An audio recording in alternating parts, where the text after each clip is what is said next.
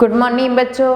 Class BSc first year और BSc BEd second year के लिए ऑर्गेनिक केमिस्ट्री का हमारा टॉपिक चल रहा है स्टीरियो केमिस्ट्री, जिसका पार्ट नंबर 5 हम करने जा रहे हैं। इसके अंदर हमने समावेता की बात की थी, सबसे पहला टॉपिक, और समावेता के अंदर हमने प्रकाशिक समावेता टॉपिक चल रहा है हमारा, उससे संबंधित जितनी बातें हैं उनकी हम चर्चा करने वाले हैं। इसके साथ ही हमारा जो नेक्स्ट टॉपिक है वो है किरेल कार्बन,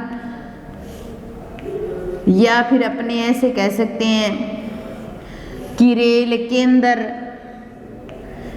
किरेल केंद्र,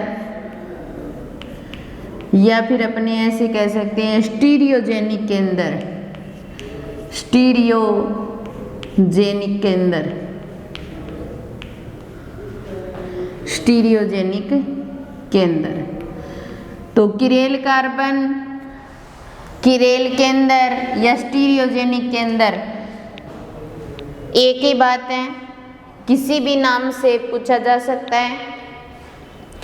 किरेल कार्बन वो कार्बन होता है जिसकी चारों संयोजकताएं अलग अलग ग्रुप से जुड़ी हो।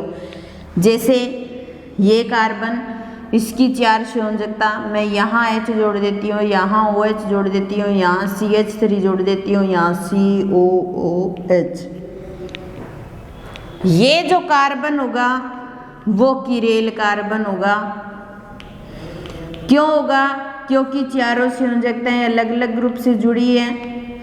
अगर हम इसको ऐसे काटें, ऐसे काटें, ऐसे काटें, कैसे ही काट दें चाहिए, ये 2 बराबर समान भागों में विभाजित नहीं होगा, और 2 बराबर समान भागों में विभाजित नहीं होगा तो एसिमेट्रिकल कंपाउंड होगा, और एसिमेट्रिकल कंपाउंड किरेल कंपाउंड होता है। और किरेल और एसिमेट्रिकल कंपाउंड जो होते हैं वो प्रकाशीय समावेता शो करते हैं। ये प्रकाशीय समावेता भी शो करेगा, ये प्रकाशिक समावेवी भी बनाएगा या प्रतिबिंब समावेवी भी बनाएगा। किरेल कार्बन 1 है तो 2 की पावर n लगा करके हम प्रतिबिंब समावेवियों की संख्या ज्ञात करते हैं। n का मतलब किरेल कार्बन होता है, n का मतलब किरेल कार्बन होता है, और किरेल कार्बन इस कंपाउंड के अंदर एक ही है तो 2 की पावर 1, और जब 2 की पावर 1 होती है तो 2 होता है, यानी कि 1 तो D बनेगा और 1 क्या बनेगा? L बनेगा। इस तरीके से अपने ज्ञात कर सकते हैं। तो ये तो हमारे पास में किरेल कार्बन या स्टीरियोजेनिक कार्बन की बात की हमने। अगर हमारे पास 2 नेक्स्ट टॉपिक है हमारे 2 स्टीरियोजेनिक केंद्र युक्त, 2 स्टीरियोजेनिक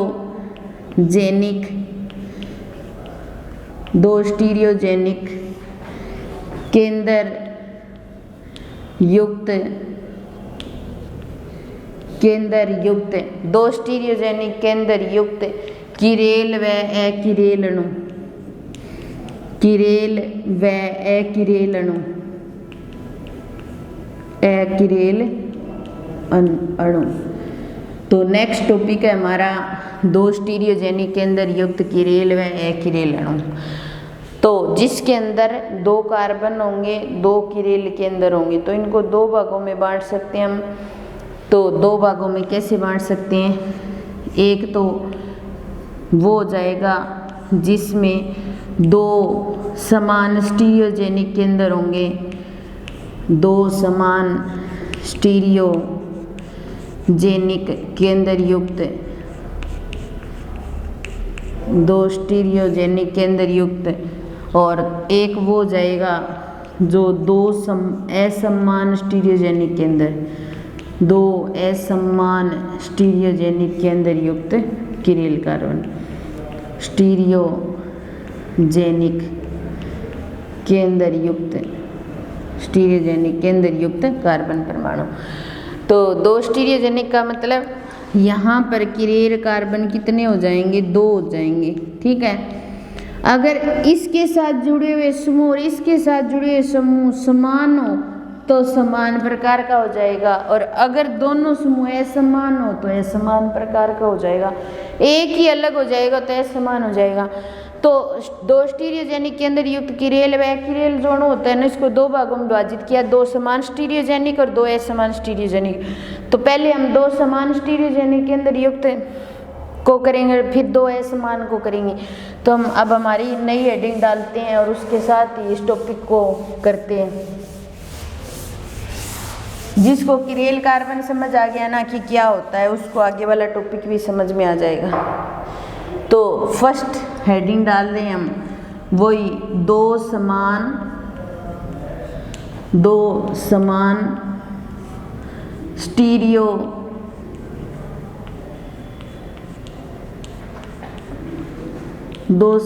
स्टीरियोजेनिक केंद्र युक्त कार्बन, दो समान स्टीरियोजेनिक केंद्र युक्त कार्बन हमारे पास में स्टीरियोजेनिक कार्बन युक्त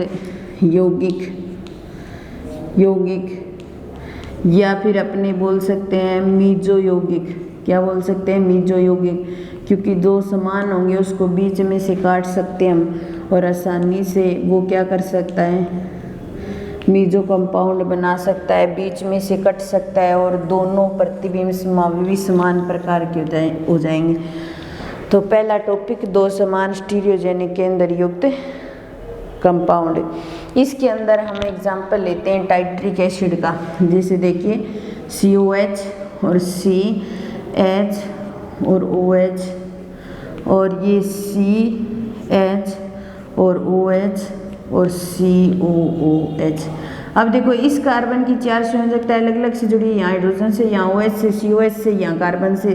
तो ये किरेल कार्बन हो गया, इसकी अलग अलग से जुड़ी है किरेल। लेकिन जब इसको बीच में से काटते हैं तो ये दो बराबर भागों में कट जाता है, एक भाग दूसरे भाग के प्रकाशिक गुण को नष्ट कर देता है। तो ये कंपाउंड क्या होता है?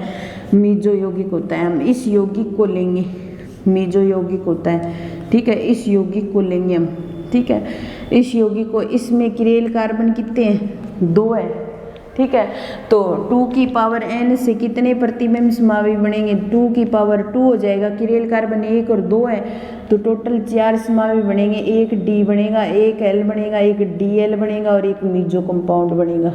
तो इससे टोटल 4 प्रकार के समावयवी बनेंगे। जैसे बनाते हैं हम, तो COOH और ये कार्बन H और OH, ठीक है, और इसके साथ H और OH और COH ये जोड़ दें हम। इसको तो मान लें D डेक्सोरोटेटरी या पॉजिटिव, और दूसरा इसका बनाएंगे तो वो इस तरीके से बन जाएगा। ये COH और ये C और इसके साथ इधर OH और इधर H, फिर C और H और OH और COOH, ठीक है। ये L बन गया, ठीक है। और फिर हम उसी को लेते हैं, ये फर्स्ट प्रतिबिंब समावयवी, प्रकाशिक समावयवी कितने बनेंगे? प्रकाशिक समावयवी टोटल कितने बनेंगे? 4 बनेंगे। 4 टोटल समावयवी बनेंगे, ठीक है। एक तो जो होगा वो D होगा जो समतल ध्रुवीय प्रकाश को दाईं ओर घुमा देगा, और एक L होगा जो समतल ध्रुवीय प्रकाश को बाईं ओर घुमा देगा, ठीक है। और फिर तीसरा हम ये लेते हैं COH, और वही मीजो कंपाउंड ही लेते हैं हम H और OH और CH और OH और COOH। ये थर्ड नंबर स्ट्रक्चर हो गई, ठीक है। और इसका प्रतिबिंब समावयवी बना दें तो ये बन जाएगा COH और H और COH और H और COOH। ये टोटल 4 समावयवी, एक D और एक L और एक DL और एक मीजो कंपाउंड। DL क्या होता है? रेसिमिक मिक्सचर होता है, जिसके अंदर 50% गुण तो D के होते हैं और 50% क्या होते हैं? L के होते हैं। अगर इनको बीच में से काट दिया जाए तो ये मीजो कंपाउंड को शो करेगा। एक इसी के अंदर जो आता है वो आता है आंतरिक प्रतिकार। क्या होता है? आंतरिक प्रतिकार। तो इसकी डेफिनेशन पूछ लेते हैं कई बार, इसी के अंदर ये टॉपिक है। तो आंतरिक प्रतिकार क्या होता है? क्योंकि ये मिजो कंपाउंड है, इसको बीच में से काटा कट गया, तो आंतरिक प्रतिकार का मतलब ये आधा भाग इस आधे भाग के प्रकाशिक गुण को नष्ट कर देता है, तो उसे क्या कहा जाता है? आंतरिक प्रतिकार।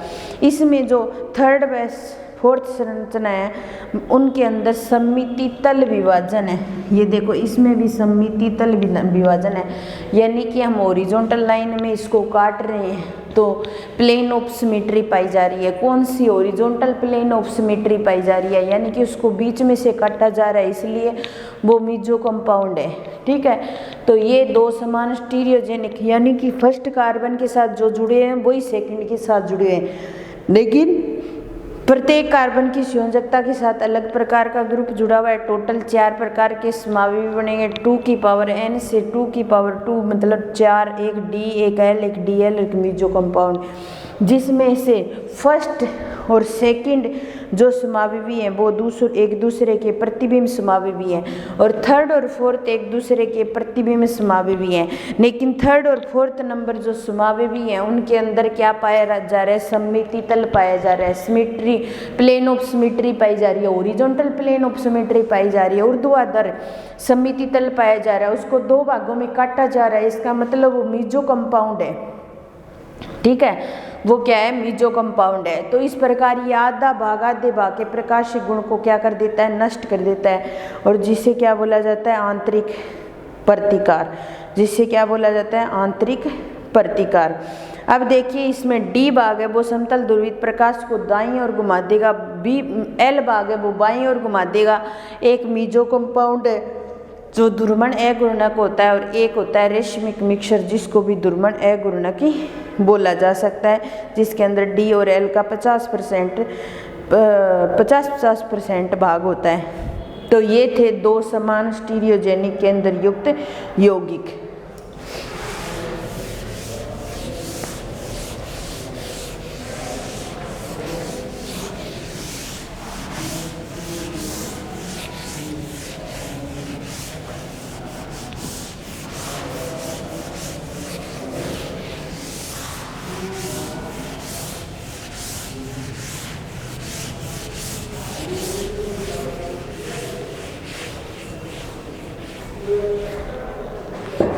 दो समान स्टीरियोजेनिक केंद्र युक्त यौगिक। थोड़ा सा बोर्ड और साफ कर लेते हैं, आपको साफ दिखाई दे जाएगा।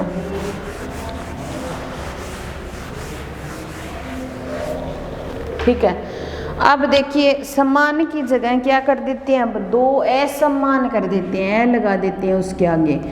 तो 2 असमान स्टीरियोजेनिक केंद्र युक्त कार्बन युक्त यौगिक, या इनको बोला जाता है बिमरीम समावयवी,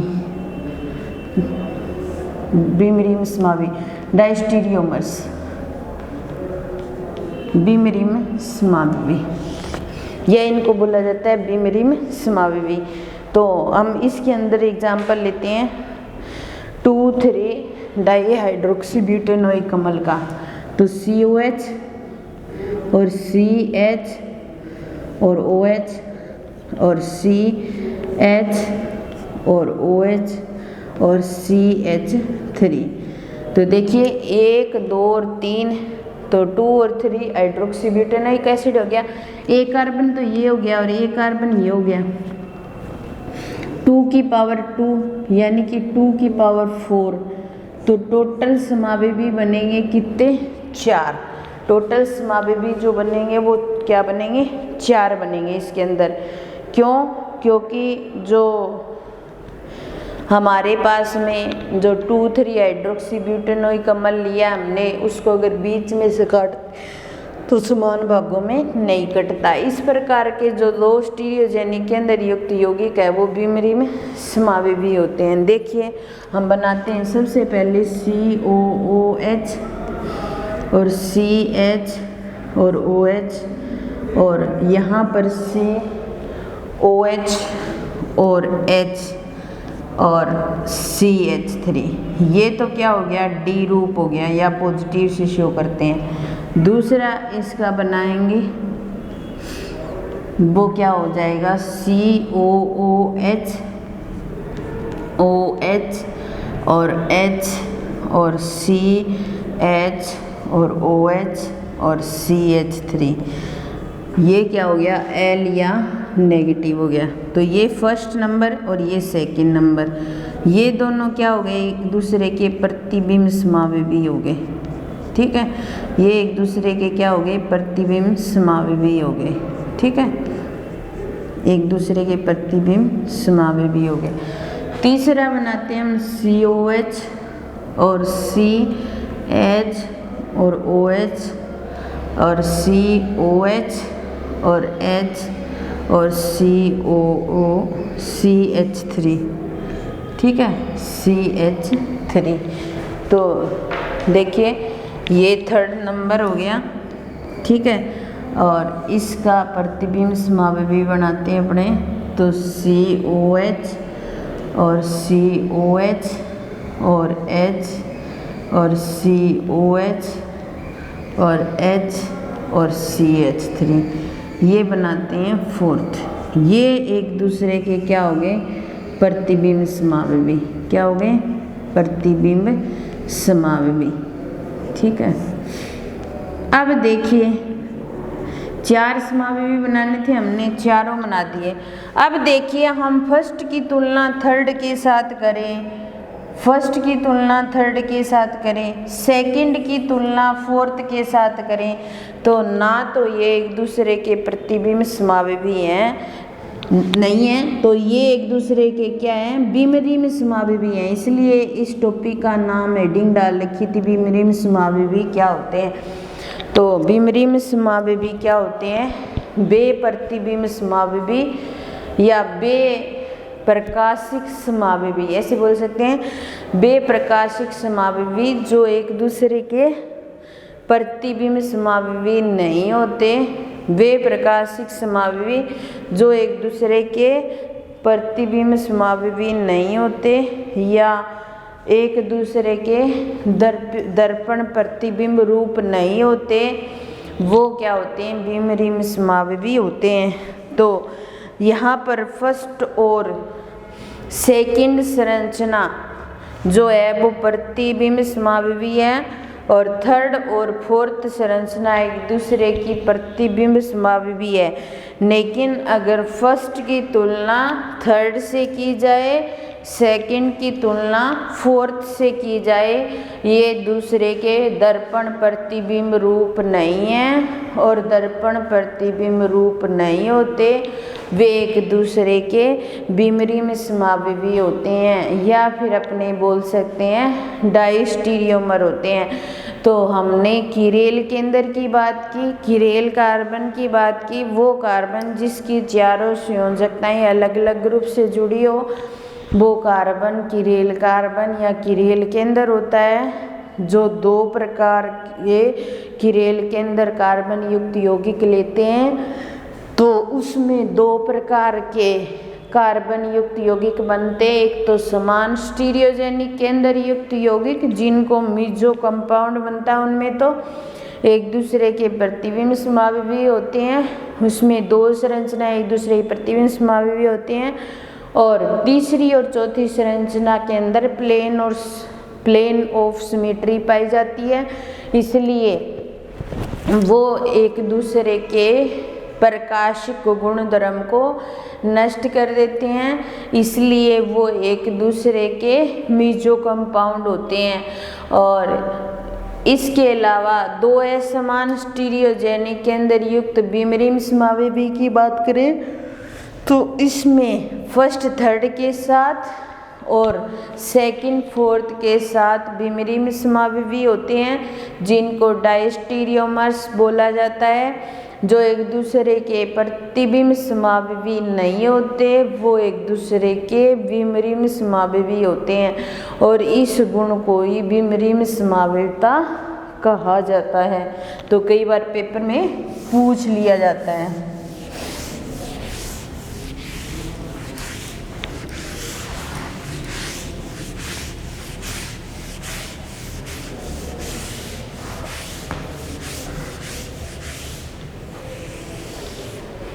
देखिए अब देखिए एक हम बात करते हैं नेक्स्ट टॉपिक की, थ्रियो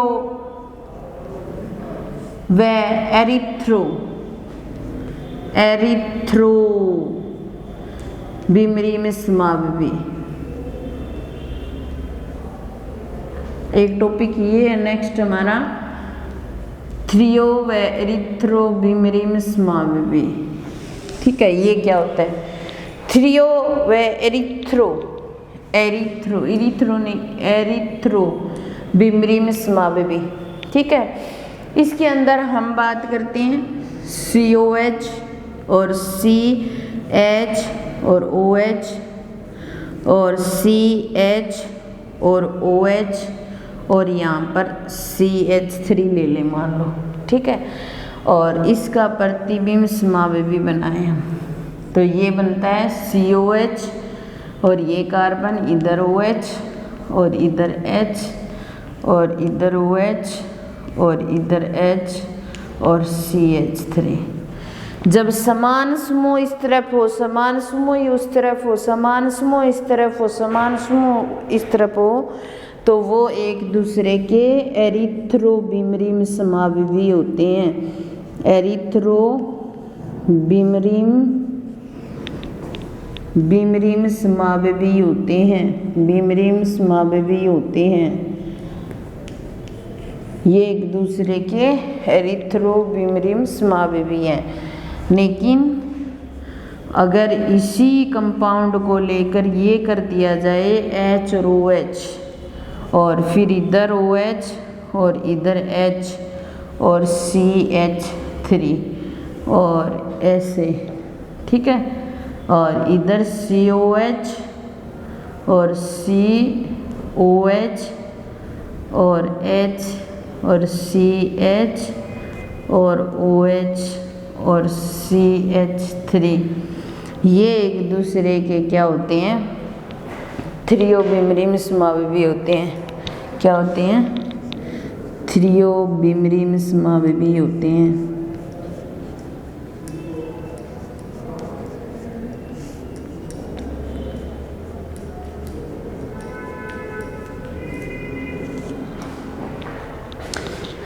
ये था, तो हमने दो समान असमान स्टीरियोजेनिक की बात की। इसके अलावा कई बार पेपर में ये सीधा ही पूछ लिया जाता है थ्रियो व एरिथ्रो बीमरी समावयवी क्या होते हैं। तो किरेल कार्बन से जुड़े हुए जो समूह समान प्रकार के एक साइड में हो और समान प्रकार की एक साइड में हो, तो वो क्या होते हैं? एरिथ्रो बीमरी समावयवी होते हैं। और अगर किरेल कार्बन से जुड़े हुए जो समूह होते हैं वो अलग अलग प्रकार के हों, यानी कि एक का H इधर हो, एक का OH उधर हो, फिर दूसरे का OH इधर हो, फिर H इधर हो, तो वो एक दूसरे के क्या होते हैं?